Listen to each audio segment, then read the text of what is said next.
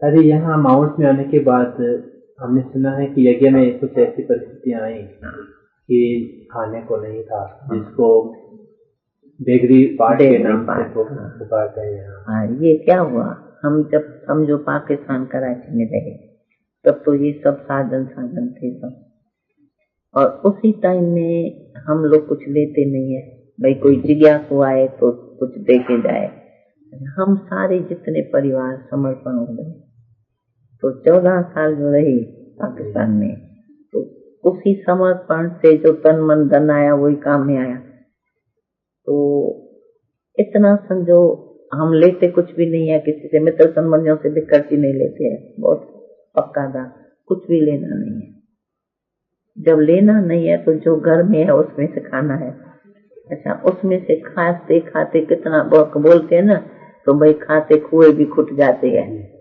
तो वही हुआ, खाते रहे, आराम से रहे, गाड़ियां बसें सब चलती रही। अंत में ये हुआ जो भाई अब आज राशन है नहीं। मुरली में बाबा के कहना, बाबा को भंडारे वाली बोल देती थी, बाबा आज ये नहीं है वो नहीं है। मुरली सुनाते, बच्चे तुम तो योगी राजो फरिश्ते हो, फरिश्ते थोड़ी कुछ खाते हैं, फरिश्ते तो हवा में चलते हैं। ऐसी ऐसी मुरली चलेंगी। तो जब मुरली ऐसी चलेंगी तो हम समझ जाते थे आज मेरी कुछ है। क्लास पूरा होगा, हाँ, फिर भंडारे वाली आके बाबा को बोलेंगी, चूं चूं करेंगी, तो बाबा बोलेगा, हाँ अच्छा बच्चे आज क्या खाएंगे, आज तो आटा है नहीं, फिर क्या खाएंगे। हम बोलते थे बाबा अभी तो हम घूमने चलेंगे ना, तो वहां से पेट भर जाएंगे, फिर आटा की जरूरत नहीं पड़ेगी। बाबा मुस्कुराता था, घूमने तो जरूर जाएंगे।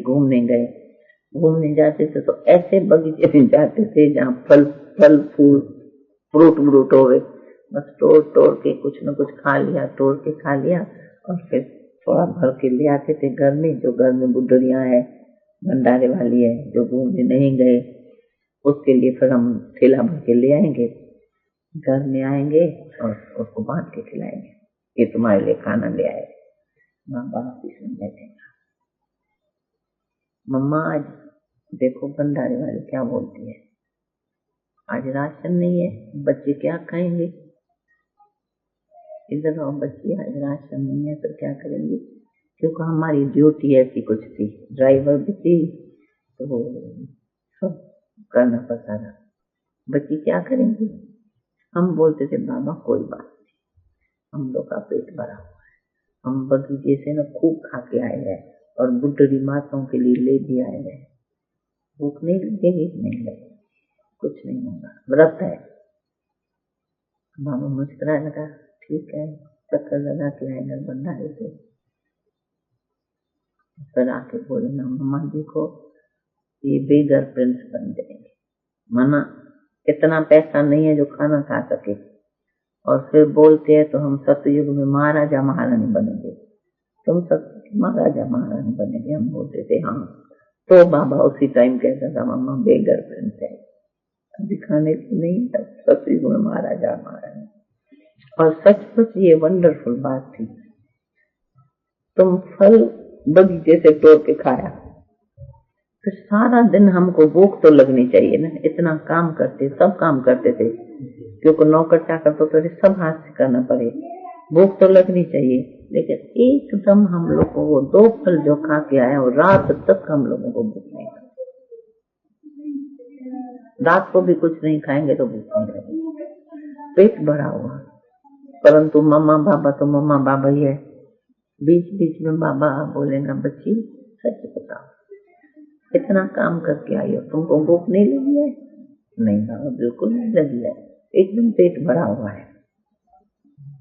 मुस्कुराएगा तो कुछ टोली खिला देगा, इतनी टोली खिलाएगा तो हम कहें। और सच बच उसी टाइम का पता नहीं ऐसा कुछ विचित्र था, जो 2 फल से सारा दिन हमको भूख नहीं लगी, पेट भरा।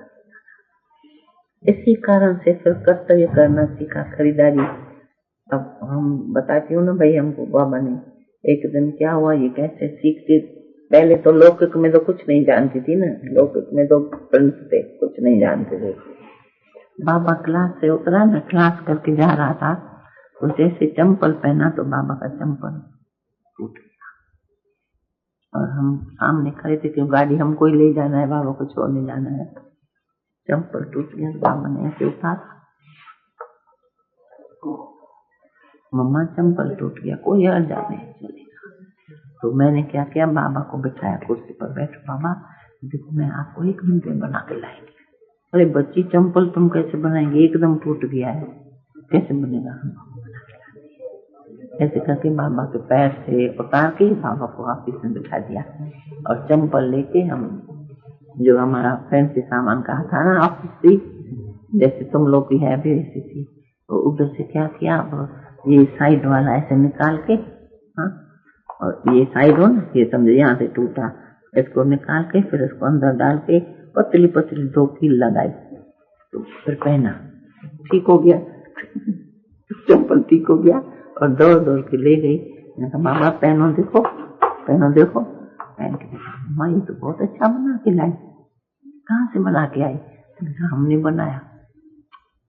तो मोची का भी काम सीख गई। मैंने कहा हाँ बाबा अभी आप छुट्टी दियो तो हम आपके लिए फर्स्ट क्लास नया चंपल बनाएंगे।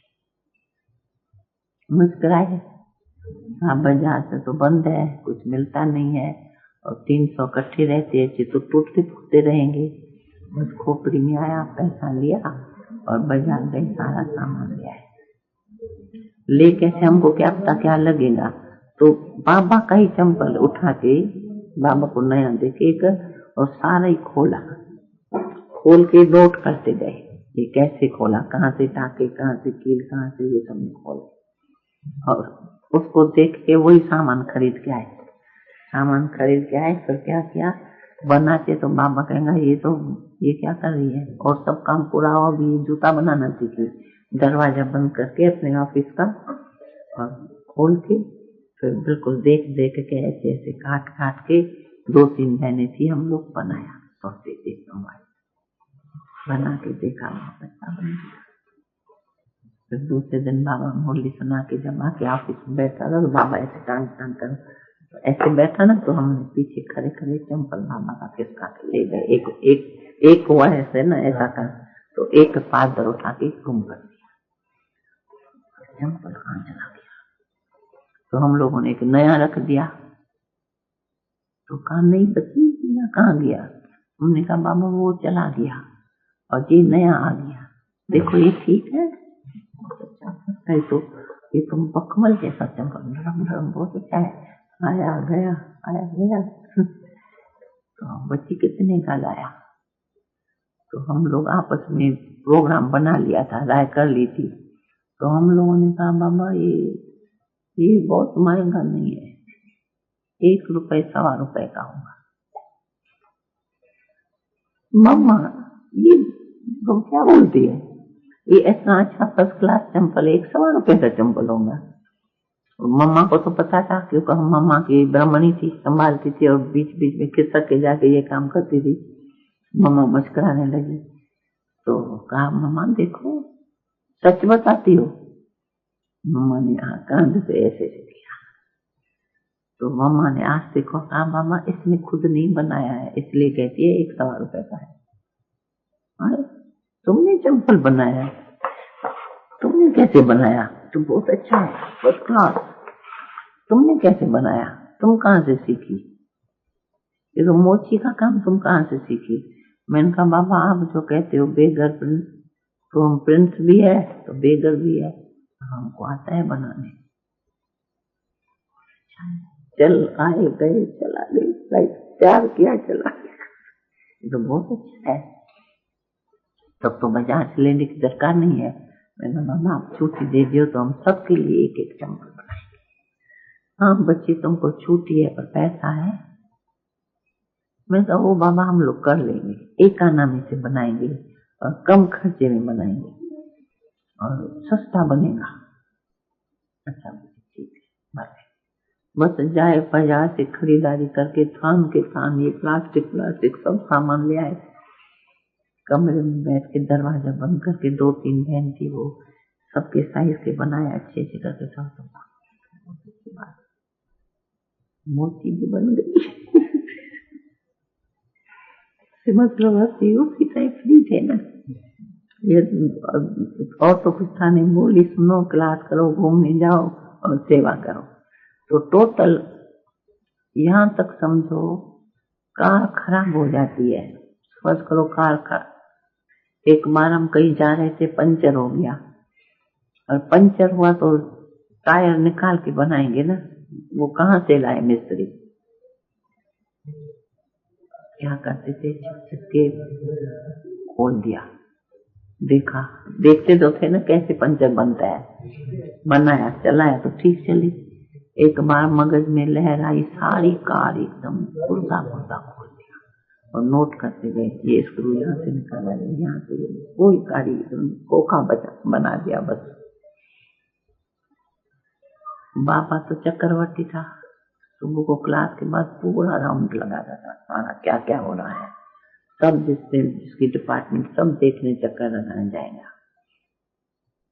हम लोगों ने क्या किया था, गैराज से गाड़ी, गैराज रखते थे ना, वो सारी खोल खाल के गैराज में कैसे रखें, खोले, बनाएंगे कैसे अंदर छोटी में, तो बाहर कंपाउंड था जैसे टेनिस कोर्ट, उधर कोने में रख दिया था छिपा के गाड़ी को, सारी खोल के पूरा समझो खाली बॉडी थी बस, सारा सामान वहाँ अलग करके रखा। बाबा तो चक्कर लगाया, चक्कर लगा के कहते हैं ये गाड़ी क्या है, ये गाड़ी ऐसे कैसे हो गई, इसके टायर बाहर कहाँ चले गए? तो हम तो पीछे पीछे रहते थे ना, हम हंसते रहे। तो कहा बच्ची ये कारखाने बंद है, ये गाड़ी किसने खोली है? तो हम हंसते, कहा हम लोग ने खोली है। बच्ची सारा पुर्जा पुर्जा अलग कर दिया है, खोखा बचा दिया है। तो हमने कहा बाबा गाड़ी कभी कभी खराब होती है ना, तो कोई बनाता ही नहीं है, तो हम सीखने के लिए सारी गाड़ी खोली है और हम बना लेंगे। बच्ची तुम कार कैसे बनाएगी? जूता भी बनाने सीखी, सब सीखे, वो कार बनाना सीखे तो बिल्डिंग भी बनाने सीखेंगी। हम लोगों ने कहा हाँ बनाएंगे।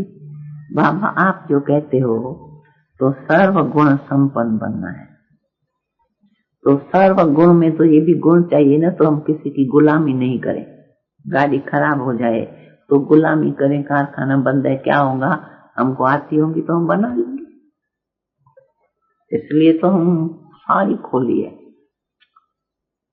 अब कारखाने बंद है, कैसे बनेंगे हम? बोला मामा आपको 1-2 दिन में इस गाड़ी में घुमाएंगे। हंस के चला जाता था, मामा ये मैं समझता हूँ यहाँ ही सब कुछ सीख के यहाँ ही सब तैयार हो जाएंगे, सर्वगुण संपन्न, पूरा महल बनाने सीखेंगे। सचपच फिर हम लोग सारा दिन खाना भी नहीं खाता रहा। फिर जैसे लिखा वो सारी गाड़ी फिर ठीक किया, चला के देखा बहुत अच्छी चलती है। फिर दूसरे दिन या तीसरे दिन जब बाबा को छोड़ने गए तो वही गाड़ी उठा के ले आए। वहां चला बाबा, गाड़ी क्या हुआ? हमने कहा बाबा चल के बैठ के देखो। तो बैठा तो कंपाउंड में है गाड़ी, वो तो घुमानी पड़ेगी, वहीं बैठ गया। फिर हम घुमा फिरा के ले आए। जब ले गए बाबा को क्लिफ्टन पर, ध्यान से देख रहे गाड़ी तो ऐसे चल रही जैसे मक्खन चल रहा है। बच्ची तुम तो होशियार हो गए, अब तो तुम लोगों को कारखाने में देने की दरकारी नहीं पड़ेगी। हमने कहा बाबा कारखाने तो बंद है, पंचर होता है तो देखने लग जाते हैं, अभी तो हम सब बना लेंगे, कुछ नहीं होगा। ठीक है ना गाड़ी? हाँ ठीक है, आवाज भी नहीं करती है, झटका भी नहीं खाती है। ऐसे करके समझो बाबा हमेशा कहता था सब कुछ बच्चों को सीखना है, कोई भी चीज। और सचपच वो ऐसी स्थिति परिस्थिति हुई थी, कारखाने बंद है, मुरली जरूर सुननी है, मुरली सुनने के लिए बाबा को लाना है, छोड़ना है, और ड्राइवर को बिठाते तो गाड़ी छीन के ले जाएंगे, मार देंगे, वो भी हमको करना है। तो ऐसे करके बाबा ने सब मोची भी बनाया, तो इंजीनियर भी बनाया, सब। यहाँ जब दादी बेगरी पाठ चला तो ऐसी कोई घटना जिससे ये महसूस हो कि ये एक निश्चय की परख थी? निश्चय की ऐसा हुआ जब वहां से जब हम लोग आए ना, तो खर्च आने का तो खर्चा होगा ना, और वहाँ उसी टाइम में तुमको पता है लेते कुछ भी नहीं थे। जैसे अभी स्टूडेंट्स आते हैं, भंडारी है ये, उस टाइम तो आना जाना बंद था ना, सिर्फ जो भट्टी में समर्पण थे वही थे, वो कितना दिन खाएंगे? सब कुछ जो समझो हम लोग पहना हुआ लाया आया, वो तो पाकिस्तान के टाइम में जब कुछ लेना ही नहीं है तो घर से ही खाना है, तो इतने तक समझो जो सब कुछ समझो हमारे जेवर है, बिक्री करेंगे तब खाएंगे ना। तो जो हम लोग समर्पण हुए ना, उसी टाइम जैसे जैसे स्थिति परिस्थिति आती थी तो समझो सेल हो जाता। तो ये जो लंदन की हिस्ट्री है ना, तो उसी टाइम हम लोग को तो ज्वेलरी घर में तो पड़ी रहती थी ना, तो जब हम आई समझो तो उठा के ले भले नहीं आई, लेकिन जो पड़ा हुआ होगा वो तो आएगा ना। तो जब हम लोगों की लाइफ चेंज होने लगी तो सेल होने लगा, सेल होने लगेगा ना, तो सब समझो सेल हुआ तो कहीं तो जाएगा। अब ये जो चीजें हुई तो हम सब समझो अभी खा पी के कितना दिन, 14 साल कम थोड़ी होता है, और 300 लोग खाने पीने का, मकान सब किराए पर है, अपना कुछ नहीं है, गाड़ियां जो है उसको भी पेट्रोल सब चाहिए। तो समझो जो सरेंडर हुआ बाबा से सब कुछ, वो खा पी के खाली कर दिया था, समझा। बाबा आज अन्न नहीं है, बच्चे राशन नहीं है, हाँ ड्यूटी वाले जो थी यीशु समझो, यीशु को बोलते ऐसा तो क्या होगा? अच्छा बच्चे चलो बगीचे में खा के आते, खा के तो आए, परंतु तुम चावल चीनी मंगाओ, गेहूं, पैसा चाहिए ना, बाजार वाला तो नहीं मुफ्त में देगा, पैसा ही नहीं है जो तुम चावल और गेहूं मंगाओ जो खाओ, तो बेघर लाइफ हुई ना। तो फिर बाबा कहता था बच्ची कोई हर्जा नहीं है, शिव बाबा को याद करो, ऑलमाइटी गवर्नमेंट को याद करो, वो तुमको भेज देंगे। तो ऑलमाइटी गवर्नमेंट को याद करके तो फल खा के आके बैठ जाते थे, क्योंकि खरीदने की हिम्मत नहीं है, वो कितना दिन चलेगा। तो तभी भी मैं समझू कुछ सालों तक ऐसे चला होगा, जो पैसा नहीं है, जो राशन है। फिर जब वहां से यहाँ आए हैं तभी भी तो सिंपल सीधे थे, इतना जाति नहीं था। फिर एक बार बैठे बैठे बाबा को जैसे बताया ना, बाबा ने कहा जाओ बच्ची कोलंबो में सर्विस करते हो, पीछे समझम जैसे बाहर बाहर निकलने लगे सेवा के लिए। उसने बुलाया, कोलंबे गए, फिर पटना से एक सेठ था मारवाड़ी, जालन जिसको कहते हैं, वो घूमने आया था यहाँ। अच्छा घूमने तो उसको ज्ञान बहुत अच्छा लगा, तो उसने बाबा से मांग किया तो हमारे साथ कोई चले। हम लोग बाबा को छोड़ के कहीं जाते नहीं थे, लेकिन बाबा मुरली जोर से चलाए, सेवा नहीं करेंगे बेहद के बादशाह कैसे बनेंगे, विश्व का कल्याण कैसे होगा, खाली खाओ पियो मौज करेंगे, जाओ बच्ची सर्विस करके आओ। देखो जालन बाबा कहते हैं हमारे घर। तो मैं समझती हूँ पहले पहले कोलंबे के बाद जालन सेठ साहियालाल सेठ, वो बाबा को कह के हम लोग को ले गया, हम पटना, वो तो सेठ था, पटना में ले गया। तो हम तो गृहस्थी घर में रहेंगे नहीं, ये भी उसके लिए समस्या, वो तो ले चल रहा है अपने लिए। फिर उसको बंगला था दूसरा भी मकान, उसने हम लोग को रखा। अच्छा रखा तो रहने से नेचुरल है ना, जब बात करते करते फिर ऐसी ऐसी बातें होती थी, बेगरी लाइफ की उसको सुनाते करते थे, तब उसके मन में रहता था अभी पटना सेंटर खुला उसी के कनेक्शन से, और अच्छा उसका दिल बहुत बड़ा रहता था। वो समझो हम लोग को खर्ची देना तो हम तो ये गिरना नहीं ना। तो ऐसे पर धीरे धीरे धीरे पापा ने हम लोग को बाहर भेजना शुरू कर दिया। तो हम भी गए, इधर गए पटना, ऐसे सेंटरों में जाते गए तो वो जो मिले तो हम तो खाएंगे नहीं अकेले। फिर हम लोग यज्ञ को भरते रहे, यज्ञ बता रहे आप यज्ञ प्रिंस हो गया। लेकिन उस टाइम बाबा मुरली के बाद बोल देता था खाने के लिए नहीं है, तब हम कहते थे बेच कर माना मन से खुशी रहती थी ना, प्रिंस थे, राजा ही बच्चा रहता था, सत्युग के प्रिंस है, और हालत थी खाने के लिए खाना नहीं, जल्दी नहीं है, जल्दी नहीं। ये तो दादी हमने सुना आपसे यज्ञ की काफी हिस्ट्री आपने सुनाई। अब बाबा के साकार रूप में अंतिम दिनों की ओर बढ़ते हैं। बाबा ने स्वयं सेवा के साथ साथ स्वयं को संपूर्ण बनाने के लिए भी काफी पुरुषार्थ किया। उसमें से कुछ ऐसी झलकियां आप सुनाए जिसको सुनकर हमें प्रेरणा मिले। बाबा ने स्वयं के प्रति कितनी मेहनत की। बाबा ने मेहनत क्या किया? बाबा में तो शिव बाबा आया। बाबा में जब शिव बाबा की प्रवेशता हुई तो नेचुरल बाबा चेंज हो गया ना। वो जो समझो पालना पोषना की सब जो थी, ये पहनो वो पहनो, हॉबी बाबा को ये रहती थी भाई बच्चों को पहना के भावना होती है ना भक्ति की, जैसे भक्ति से ज्ञान आया तो भाई ये बच्चे हैं प्यार से लाडकोट से। लेकिन जब बाबा में शिव बाबा आया तो बाबा को ये रहता था तो ये जो संसार के शौक शिकार है ये बच्चों में नहीं होनी चाहिए। जैसे समझो हमको पहनने की हॉबी है, खाने की हॉबी है, अच्छी अच्छी चीज खाएंगे। अच्छा, दूसरी बात बाबा में ये था, फर्स्ट करो जैसे माँ बाप कहते हैं बच्चे ठीक से खाओ मोटे हो जाओ, बाबा एकदम पसंद नहीं करता था। थोड़ा खाओ, जास्ती याद भक्ति में था ना, थोड़ा खाओ, जास्ती पूजा करो, भगवान को याद करो, जास्ती खाने से सुस्ती आएंगी, समझा। तो नेचुरल है हम लोगों का खाना पीना सिंपल रहता था, बाबा खुद भी ऐसे ही था। पीछे क्या पूछा तुमने? अव्यक्त होने से पूर्व बाबा के ने कुछ विशेष पुरुषार्थ नहीं, पहले तो बाबा की भक्ति तो पक्की थी ना, बिना पूजा के न खाएगा ना हम लोग को खाने देंगे। दूध भी मैं समझती हूँ बिना पूजा के हम लोग को पीने वाला नहीं होता था। तो भक्ति के संस्कार तो थे। हर साल तीर्थ यात्रा पर जरूर जाएगा, और तीर्थ यात्रा बाबा गया माना पंडों को भर के आया। बहुत दान पुण्य का प्रकृति था, इतने तक दान पुण्य का था जो हम छोटे छोटों को तो इतना अकल नहीं होता है, खर्च मिलेंगे जेब में रखेंगे। और खर्ची डेली हम लोग को बाबा देता था ताकि सारा दिन हमको मांगना न पड़े। स्कूल में जाए मम्मी पैसा दियो बाबा पैसा नहीं, एकदम रोज सुबह को नींद से उठ के हम लोग को खर्च मिलेंगे।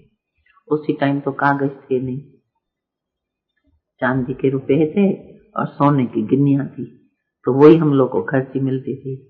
अच्छा, खर्ची जब बाबा देगा, समझो हमको खर्ची दिया, 2 रुपया दिया या 5 रुपया दिया, तो देते पहले बोलेगा बच्ची ये पूरा तुम नहीं खर्चना, इसमें से दान पुण्य करना, फिर जो बच्चे उसका तुमको जो चाहिए सो चॉकलेट बिस्कुट लेके खाना।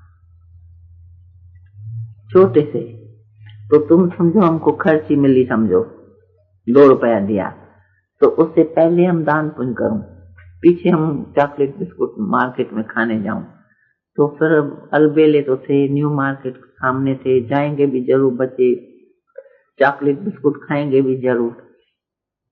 और ये बात साथ में बोलता था, तो बच्ची तुम इसमें से जितना दान करेंगी ना उतना तुम दूसरे जन्म में महारानी महाराजा बन जाएंगी।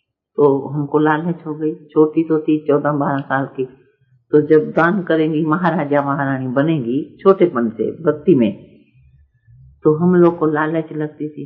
तो समझो 2 रुपया हमको मिला है, उसमें से 1 रुपया दान करेंगी तो 1 रुपए से क्या होगा, 2 ही रुपया दान कर दियो, समझा। दान कर लिया तो अब चॉकलेट कहाँ से आएगा, फिर न्यू मार्केट में सामने खाएंगे भी जरूर, जाएंगे भी जरूर, घूमने से बाबा आएगा, बाबा जाएगा ऊपर, हम भाग जाएंगे मार्केट में। लेकिन बाबा का प्रभाव बहुत था लौकिक में भी, समझो न्यू मार्केट सामने था, हम छोटे छोटे भाग जाएंगे और ये चॉकलेट दियो, ये चॉकलेट, बर्नियां खोलेंगे उसकी, उठाएंगे, वो उठा के हमको देंगे, हम जेब भर देंगे, फिर बोलेंगे पैसा दियो, चीज जो खरीदी जो पैसा देंगे ना, बर्नी तो उसकी ले ली, जेब के सिवा कभी कपड़ा नहीं पहनते, फ्रॉक में जेब नहीं होगा तो हम पहनेंगे नहीं, बोलेंगे ये गरीब को दे दो, क्योंकि जेब होगा तब तो मार पड़ेगा ना। तो उसका उठा के डाल दिया, बिना देखे गलती बर्नी से निकाला, पैसा दियो, पैसा बाबूजी से जाके लेना, तो हमारे पास है ही नहीं ना, वो तो दान में चला गया, पैसा कहाँ से दूंगी।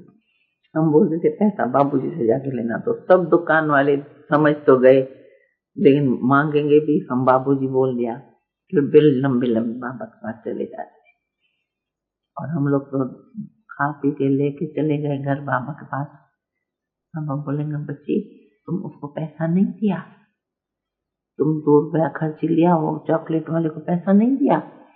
हम बोलते थे बाबा आपने जो कहा दान करेंगी तुम्हारा जमा है, तो हमने तो 2 ही रुपया दान कर दिया, तो फिर चॉकलेट कैसे लेंगे? उसका ले आया, फिर हमने बोला बाबूजी से लेना, तो हंस के डांटे ना।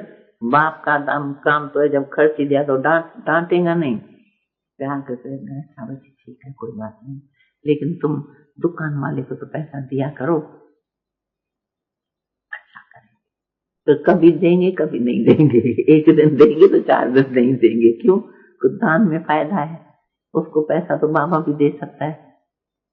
तो तब बाप का काम गुस्सा करना चाहिए। अच्छा एक बार क्या हुआ, बैठे थे छोटे छोटे, एक गरीब आया बाया होती है ना नौकर चाकर जैसे, तो उसने आके हमारे मम्मी को बोला तो हमारी लड़की की शादी है, हमको कुछ थोड़ा चाहिए। उसने कहा अच्छा ठीक है हम बाबू को बोल देंगे। उसने तो वापस कर दिया उसको, और हम लोगों को उसी टाइम नहीं, बाबा शौक से पहनाता था, कभी तो चूड़ियां वूड़ियां पहनाई थी। हम ऐसे टेढ़ी आंख से देख रहे थे, सुन रहे थे, तो मम्मी उसको कहती है अच्छा बाबूजी को बोल देंगी तुमको कुछ दे देगा, गद्दी से आएगा ना, मैं बोल दी। वो बेचारी बाहर गई, वो समझो गेट से बाहर जा रही है, और हम लोगों का पीछे भंडारे की तरफ दूसरा गेट था बाहर जाने का। वो बाहर जा रहा, हम कान से सुन लिया, उसको मम्मी ने कुछ नहीं दिया, हम पीछे से उस गेट से बाहर गए तो उसको बोला तुमको क्या चाहिए? तो बेचारी हम छोटे बच्चे क्या बोलेंगे, हम 14 साल की होंगी, क्या बोलेंगे 12-13 साल के बच्चे को। तो बोला हमारी लड़की की शादी है पर हमारे पास पैसा नहीं है, तो मैंने इसलिए तुम्हारी मम्मी को बोला है, वो फिर आएंगे, मम्मी के पास भी जाना है ना, तुम लड़की को शादी में पहना देना। बेचारी डरी, कांपने लगी, हमसे चूड़ी कैसे ले जाएंगी छोटी बच्ची से। और हम लोग को भी सैंपल बाबा ने पहनाया था, सोने की बनाई थी नहीं, सैंपल पहनाया था, तो चूड़ी सोने की तो पहनती नहीं। वो हमने उसको उतार के दे दिया, हाथ में पकड़ा के उसका हाथ ऐसे करके पकड़ के जाओ, कुछ नहीं बोलेगा। फिर हम पीछे पीछे गेट से आ गई, आके चुप करके सो गए। जब खाना खाने बैठे तो खाया, तो बाबा ने पहनाया है हमको सैंपल, तो तब थोड़ी लंबी बाहें थी, इतना पहनते थे, तो खाया तो हाथ खाली है, और दूसरा पहन लिया था डर से, तो भाई कोई बोले नहीं कुछ डर से, वो पहले वाला पहन लिया था। तो खाए तो बाबा ने बोला अरे बेटा तुमको चूड़ी सुबह को सैंपल पहनाई, वो कहाँ गई, उतार दिया क्या? बाबा को मालूम पड़ गया, क्योंकि उसको जिसको दिया उसने नीचे जाके गद्दी में बता दिया, तो भाई ऐसे ऐसे हम निकली और ऐसे बेबी ने हमको चूड़ियां दिए है, ये लियो नीचे मैनेजर को। तो उसने लिया नहीं, दान किया हुआ बेचारा कैसे लेगा, काम बाबूजी को बता देगा। और हम लोग खा रहे हैं तो छिपा के ऐसे गुड़मुड़ कर रहे हैं, तो बाबा को तो मालूम, बाबा जैसे आया तो गद्दी में बाबा को मालूम पड़ गया, तो ऐसे ऐसे इन्होंने किया है। मुस्कुरा के आए ऊपर खाना खाने, खाना खा रहे थे तो जानबूझ के, नहीं तो बाबा का ध्यान भी नहीं जाए, बच्ची तुमको आज कल जो चूड़ी पहनाई थी सैंपल वो कहाँ गया, सच बताओ वो चूड़ी कहाँ गई? नहीं। हमने कहा बाबा वो बेचारी आई ना, उसकी लड़की की शादी थी और बहुत गरीब है बेचारी, वो मैया ने उसको कुछ दिया ही नहीं, बोला बाबू को बोलेंगी, इसलिए बाबा जब बाहर गई ना तो हमने उसको लड़की के लिए चूड़ी दिया, और लड़की को शादी में वो चूड़ी पहना। तो बाबा ऐसे कहते मुट्ठी चूड़ी उसको दे दिया तुमने, अब हम तुमको नहीं देगा, मैं कहा हमको चाहिए थी। फिर जब खा पी के उठे और जब जा रहा है समझो बाबा गद्दी पर खा पी के जाएगा, तो हम फिर दौड़ के गए, बाबा उनसे ले लूं, मैंने उसको दिया है, वो तो आती जाती है, ले लूं? नहीं बेटा कोई हर्जा नहीं, अच्छा किया, कोई बात नहीं, मत लेना, मांगना नहीं, हम तुमको दूसरी। तो बस हमारा मन भी खुश हो गया। मतलब बाबा का स्वभाव ऐसा नहीं था जो ये बड़ी बात है, छोटी नहीं है, सोने की चूड़ी किसको दे देना और डांटे हमको या कल नहीं पहना है। माना अंदर से खुश होता था। तो बच्चों में दान पुण्य के संस्कार अच्छे, और इसी कारण से हम लोग भी मार्केट में जाएंगे, समझो हमारा फ्रॉक खराब हुआ या किसको दे दिया, मार्केट में जाके कहेंगे ये दियो फ्रॉक हमको चाहिए, वो दुकानदार उतार के हमको पहना देगा। हम पुराना उसको फेंक के दे के आएंगे, पुराना नहीं जो, तो वो घर पहुंचाएगा बाबूजी, मम्मा को बाबूजी या मैया को, तो ये देखो बेबी को फ्रॉक अच्छा लगा, वो उतार के पहन लिया, ये उसका मैंने रख दिया, ये वापस। फिर पैसा उसका कोई बात नहीं, दिल से उसने दे दिया, पैसा भी कभी नहीं लेते थे। हाँ, राजा ही जैसे संस्कार थे ना, बाबा को तो सभी जानते थे। इस तरह से अलबेले थे बचपन में। बाबा अव्यक्त हुए तो अव्यक्त हुए तो यज्ञ के अंदर हलचल मच गई, परंतु उस समय आपको यज्ञ की भविष्य के संबंध में आपको क्या प्रेरणा है? उसी ऐसा बाबा का तो प्रकृति बेगल प्रिंस वाली तो बता ही दिया, इतना था। अच्छा, जब बाबा में बाबा आया तब हम लोग को भी ऐसे साक्षात्कार ज्ञान हुआ। तो जब बाबा अव्यक्त हुए तो हमको शुरू से ही, जब से ज्ञान में आई मैं, तो देखो माँ ने शरीर छोड़ा और भी शरीर तो छूटता ही रहता है हमारी। अच्छा, सबसे बड़ी बात तो हम छोटी थी ना बहुत, हमारी अलबेली जीवन क्यों हुई उसका भी मेन कारण है। तो बाबा 3 भाई थे और 1 बहन थी। अच्छा, उसी बहन को बच्चा नहीं था। अच्छा, वो उसका पति ज्वेलर था कलकत्ता में, तो पहला ज्वेलर बड़ा वो था, उसके बाद बाबा ज्वेलरी का दुकान खोला, बिजनेस किया। तो वो बड़ी भी थी और ज्वेलर भी थे। तो हम छोटी थी बहुत, मेरे को बहुत छोटी मालूम नहीं है, तो उसने गोद ले लिया था, समझा, क्योंकि बिजनेस वाला था और उसने किसी कारण से हमको कुछ हुआ होगा, रोया धोया होगा, उसने उठा के कहा हम तुमको ये नहीं देंगी, तुम जाके दूसरे बच्चे पैदा करो, इसको हम रखेंगे। तो हमको बचपन से उसने संभाला। और वो ऐसी होशियार थी जो जब भी बाबा के पास हम बैठेंगे उठेंगी ना, तो बाबा कहेंगी तो देखो तुम्हारा मामा जी आया है, मामा जी, बाबा मामा जी हो गया, समझा। क्योंकि अगर हम बाबा समझते तो मेरा मोह उसमें रहेगा, परंतु संभालना है उसको। छोटी थी, उसने हमको गोद ले लिया, वो भी ज्वेलर था। तो उसका भी स्वभाव ऐसा था, कोई चीज बनेगी पहले हमको पहनाएगा, फिर बिक्री करेगा, भाई कन्या को देके बिक्री करेगा। तो वो बड़ा ज्वेलर था। अच्छा, वो हमको शुरू से ही कहते थे मामा जी। तो हम बड़े होने तक, समझो 5, 7, 8, 10 साल तक भी हम बाबा को मामा जी कहते थे, बिल्कुल नहीं बताते थे। अच्छा, उसको जसोदा मैया कहेंगी और उसको मामा जी कहेंगे, क्योंकि बोलते थे ये तुम्हारा मामा है, ये तुम्हारा मामा है, नहीं तो हमारा मुंह पड़ जाएगा। अच्छा, वो उसका घर भी तो महल जैसा था, तो पली चली वहां रही, वहां, समझा। और इधर यहाँ भी रही वहां भी रही, वो कलकत्ता में, वो हैदराबाद में। बाबा का बिजनेस आ गया कलकत्ता में और वो थे हैदराबाद में, वो भी ज्वेलर, भले यहाँ, लेकिन उसका बहुत बड़ा मकान था हैदराबाद में।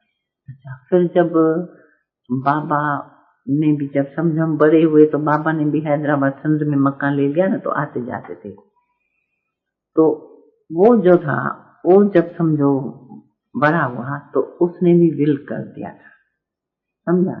तो जब फिर बाबा में बाबा आया, शिव बाबा प्रवेश किया, तो बाबा तो नेचुरल है ना, वैराग हो गया और सब जैसे सरेंडर होने लगी बातें, समर्पण होने लगा। अच्छा, उसका मालिक मैं थी बुआ का, और वो ज्ञानी नहीं था, वो तो अज्ञानी था, बिल्कुल अज्ञानी। और बाबा में जब बाबा ज्ञान बाबा हम लोग को सुनाता था, तो वो पकड़ के कहता था, इतना तुम मत जाओ, छोटी सी बेबी है, तुम क्या भी बुद्धि होंगी 60 साल की तब ज्ञान सीखना। क्योंकि उसको डर लगता था, तो कहीं ज्ञान सुनेंगी तो वैराग में आ जाएंगी, समझा।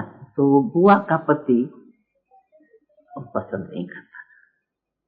अच्छा, उसका हेयर प्रिंट में थी, उसको तो बच्चा था ही नहीं, तो वो कोशिश करते थे हम ज्ञान नहीं सुने, और फिर बाबा कोशिश करता था हम ज्ञान सुने। पीछे फिर तो थोड़े टाइम में उसने शरीर छोड़ दिया, ये हुआ तो वही तो था ना। तो फिर यज्ञ स्थापन हुआ तो बाबा भी सरेंडर, वो भी सरेंडर, सब दोनों ज्ञान में आ गए। और बुआ फिर उसके जाने के बाद बुआ ज्ञान में आने।